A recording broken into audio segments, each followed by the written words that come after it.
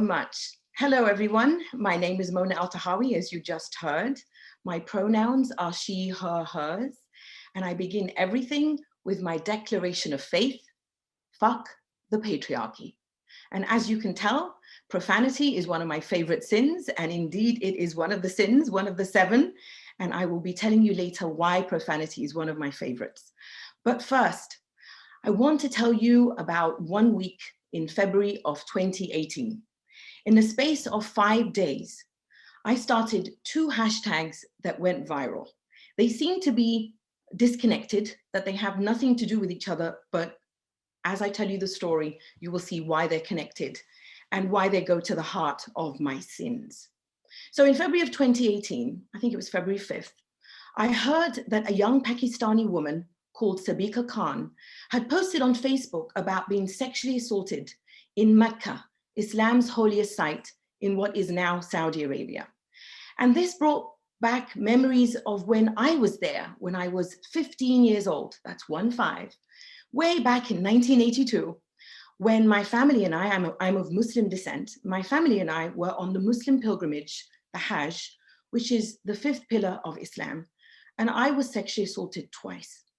And I've spoken various times in English and Arabic, on Egyptian TV, in my first book, on Twitter, about that terrible experience. And to show solidarity to Sabika, I started the hashtag #MosqueMeToo, both to show also solidarity to the Black feminist activist Tarana Burke, who back in 2006 first started saying Me Too, and also to expand what Me Too has always meant to be for all women, because in 2017, it began to take on this tone of being rich, privileged, white, able-bodied actresses who were accusing very bravely and courageously and exposing men like Harvey Weinstein and others. But I wanted to have Me Too in the spirit that Tarana Burke had given us for all women. So I wanted to create a space for women of Muslim descent. So I started hashtag #MosqueMeToo. It went viral, and I heard horrific stories from very courageous Muslim women from around the world sharing their experiences.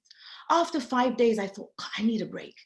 And my self-care is to dance. And this is before the pandemic, of course. So my beloved and I, he lives in Montreal, went out to a club in Montreal. I am now 50 years old, 50. This time around, I'm wearing a tank top and jeans. Back in 1982, during the pilgrimage, of course, I was covered from head to toe with only my face and my hands showing in what is often called hijab. So I'm dancing on the dance floor. I'm having a great time. I'm trying to just buoy myself up with the music. And I feel a hand on my bottom. And I thought to myself, you've got to be kidding me. This is still happening? I'm 50 years old. When does this end? Now, unlike when I was 15 years old, when I froze and burst into tears, which are perfectly normal reactions to sexual assault, at the age of 50, in that club in Montreal, Canada, I spotted my predator, my assaulter, because he was the only person walking on a dance floor full of people dancing. And I ran up to him and I tugged at his shirt from behind so hard that he fell. Now, I'm sure he was not expecting the woman that he groped to track him down, but I did. He fell and I sat on him and I punched and I punched and I punched. And every time I thought I was done punching, I was not done. And every time I punched him, I yelled, don't you ever touch a woman like that again. Don't you ever fucking touch a woman like that again. And then I was done. And this man stood up and he wanted to see, who is this woman who just beat the fuck out of me? So he stood up and he made eye contact with me. And I was still so enraged, I smacked him across his jaw. I almost broke my fingers. And he realized at that point that I would start punching him again. So he ran away. I was like a volcano ready to explode.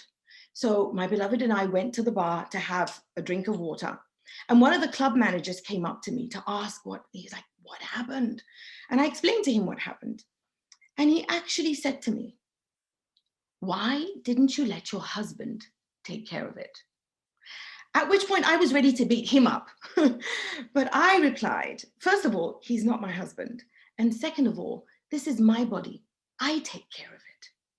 And he looked at me like I was a Martian and speaking, a language only Martians speak, and just walked away. And it was at that point that I determined to start my second viral hashtag of that week, which is hashtag I beat my assaulter. And again, women from all over the world shared their own experiences. Now, before I continue, I want to make very clear, I am not victim blaming, because I know it's very difficult to fight back. There are so many instances when I could not fight back. And I'm also, my priority is that we survive. But what I was doing by talking about beating up that man and starting that hashtag is claiming my right to self-defense and claiming my right to violence. And that was the story, that one of the inspirations for the sin of violence. Because I realized when that club manager asked me, why didn't you let your husband take care of it? That what he was basically saying is that patriarchy enables and protects men who sexually assault women. And in my book, the title is Women and Girls, but I include queer people. So trans women, trans men, non-binary people, gender queer people. The title, for the sake of brevity, is Girls and Women. So it's essentially anyone who's not a cisgender, heterosexual, able-bodied man. So patriarchy enables and protects men who sexually assault women. And patriarchy will only allow other cisgender men to fight against those cisgender men who attack us. Meanwhile, we are supposed to just stand there and, our bodies are to be attacked or defended. And when I talk about that, people are often at a loss about what I mean when I speak about patriarchy. Patriarchy is that when you talk to people about patriarchy, it's like asking a fish, what is water? The fish is like, what are you talking about? What is water? Because water it's everything. So the point I make in my book, The 7 Necessary Sins for Women and Girls, is that patriarchy is like that. Patriarchy is everywhere. Patriarchy is the very air we breathe. So in order to continue my aquatic analogy, I want you to imagine an octopus, because that octopus is the perfect way to explain what patriarchy is. I want you to imagine that the head of the octopus is patriarchy, and each one of the tentacles is one of the forms of oppression that together work to privilege male dominance.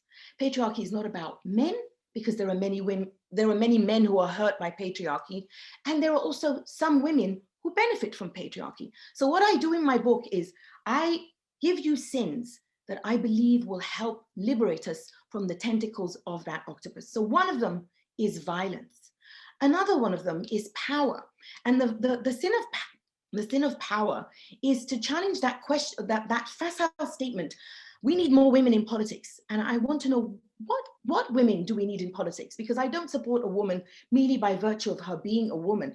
I support women who dismantle that octopus called patriarchy, not women who uphold it.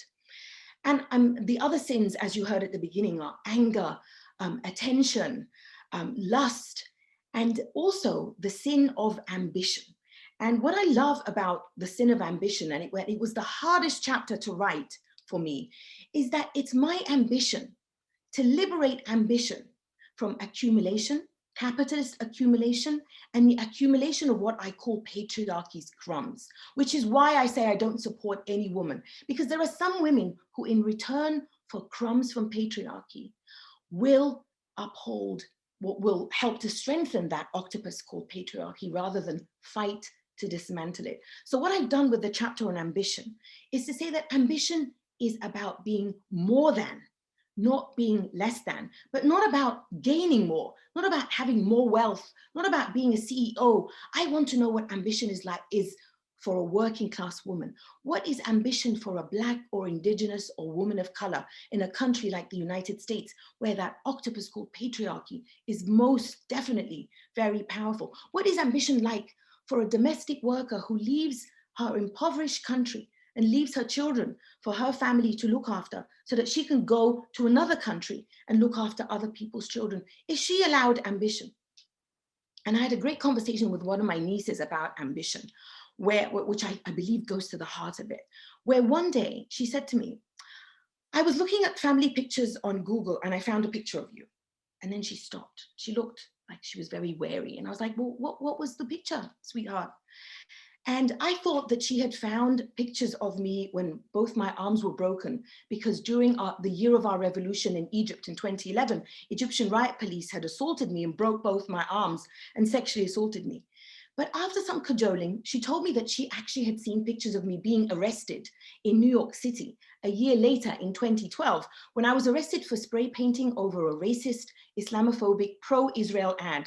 And considering what's happening right now, especially the bombardment of Gaza, I'm very proud that I defaced this ad. And I was arrested and I spent the night in jail in New York.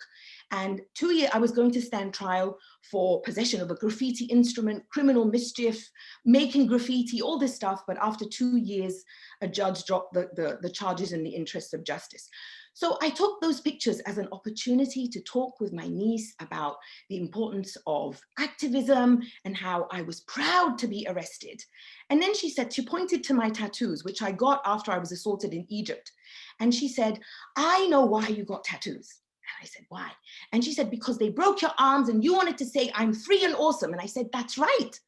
And then she said, well, why did they break your arms? And I said, because they wanted to scare me and make me stop protesting and go home. And then she said, did they? And I said, no. And she said, good. And in that moment, I like to think that I passed on a baton of being free and awesome to my niece, to show her that you can be more than. It comes with risk. Of course it does, because revolutions are dangerous and they involve risk, but revolutions are important. And this is what I want you to think, I want you to consider my book is. My book is a manifesto for feminist revolutions, for destroying the patriarchy. I want you to think of my book as a Molotov cocktail to throw from the barricades of feminist revolution into the belly of patriarchy, especially now as we're emerging from a pandemic that has affected women, girls, and queer people the most around the world, especially the most marginalized of us, disabled women, Black women, working class women around the world. And so having passed on that baton to my niece, my book is the baton that I want to pass on to feminist revolutionaries everywhere. And so violence, power, and ambition are three of my favorite sins, but I'm going to end with possibly my favorite sin of all, and that is the sin of profanity, because I consider profanity the verbal equivalent of civil disobedience. It tells authority, fuck you, I will not respect you, because your violence against me is more offensive than my saying fuck. The crimes of patriarchy are more profane and vulgar than my saying fuck. And so I present the great Ugandan feminist, Dr. Stella Nyanzi, who has actually been imprisoned by the Ugandan dictatorship for being profane. And she is part of what an academic called a tradition of radical rudeness that began in Uganda during British colonization, when British colonizers actually had the nerve to tell Ugandans who were rising up against colonization that they had to be polite and civil. And those Ugandan anti-colonizers and activists said, fuck you, essentially. So I take that tradition of radical rudeness and I use it against patriarchy, and I use it against white supremacy, and I use it against capitalism, transphobia, homophobia, ageism, all of those, ableism, all of those tentacles of the patriarchy. And I use all of those sins as a form of radical rudeness, as a form of feminist revolution against the patriarchy. And I end my talk hoping that I've inspired in you a feminist revolution in the way that I began. And that is with my declaration of faith. Fuck the patriarchy. Thank you.